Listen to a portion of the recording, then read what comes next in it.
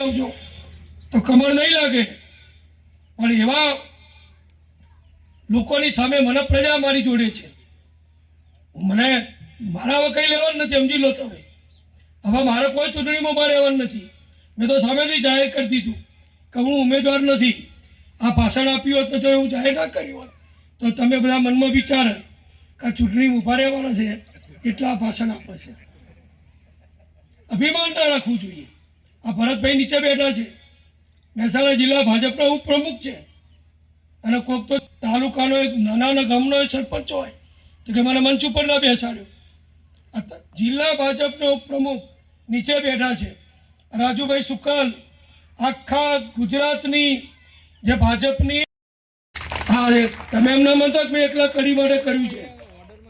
આખું ગુજરાત ધમધમતું થઈ ગયું, સ્વચ્છતા વધી ગઈ, ખાબોચિયા પાણીના ભરાતા હતા, સોસાયટીઓ મચ્છર થતા હતા, બંધ થઈ ગયું, બાળકો રમતા થઈ ગયા, સાયકલો ચલાવતા થઈ ગયા, સુંદર બધું થઈ ગયું. આ બધું ઘણું કર્યું છે. આ દાખલા એટલા માટે આપું છું કે ઘણા લોકો ઘરની ખીચડી હોય ને, આપણી ઘરનો શીરો ખીચડી જેવો લાગે, અને પારકાની ગંધાતી ખીચડી એ એમને માવા જેવી લાગે. એવા લોકો માટે આ બધું હું કહું છું.